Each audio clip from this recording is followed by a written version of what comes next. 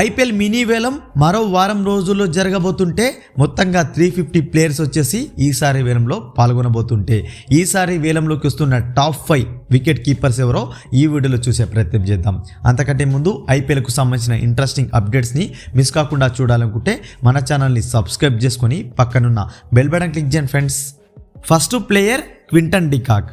Last year కేకేఆర్కి ఆడినప్పటికీ పెద్దగా రాణించలేదు. అయితే రీసెంట్గా మాత్రం సూపర్ ఫామ్లో ఉండడంతో పాటు ఓపెనర్ కావడం, అదేవిధంగా చాలా ఎక్స్పీరియన్స్ ప్లేయర్ కావడంతో ఇతని కోసం అయితే డిమాండ్ ఉంది. ఇతని కోసం ఢిల్లీ క్యాపిటల్స్, సిఎస్కే వంటి జట్లయితే పోటీలో ఉన్నాయి.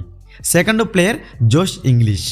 లాస్ట్ సీజన్లో పంజాబ్ కింగ్స్కి ఆడిన ఈ ఆస్ట్రేలియా ఈటర్ తనదైన హిట్టింగ్తో మ్యాచ్ స్వరూపాన్ని మార్చగల ప్లేయర్, అదేవిధంగా ఫినిషర్ పాత్రకు కూడా సూట్ అయ్యే ప్లేయర్ కావడంతో ఇతని కోసం కూడా పోటీ నెలకొనుంది. ఇతని కోసం లక్నో సూపర్ జెయింట్స్, రాజస్థాన్ వంటి జట్లు అయితే పోటీలో ఉన్నాయి.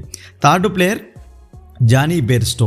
లాస్ట్ సీజన్లో రిప్లేస్మెంట్గా వచ్చి అదరగొట్టిన జానీ బేర్స్టో కోసం కూడా ఈసారి టీమ్స్ అయితే పోటీ పడబోతున్నాయి. వికెట్ కీపర్తో పాటు ఓపెనర్ కావడం కూడా జానీ బేర్స్టోకు ప్లస్ పాయింట్గా మారబోతుంది. Fourth player Jamie Smith. England టీంలో ఇటీవల రెగ్యులర్ ప్లేయర్గా మారాడు, అదేవిధంగా అద్భుతంగా ఆడుతున్నాడు. డొమెస్టిక్ క్రికెట్లో ఓపెనర్గా ఆడిన అనుభవం ఉండడంతో ఓపెనర్గా ట్రై చేయాలనుకుంటే మాత్రం ఇతను బెస్ట్ ఆప్షన్ ఉండవచ్చు. ఇతను కూడా వికెట్ కీపర్ కావడం కూడా ప్లస్ పాయింట్గా మారబోతుంది. Fifth player Finn Allen.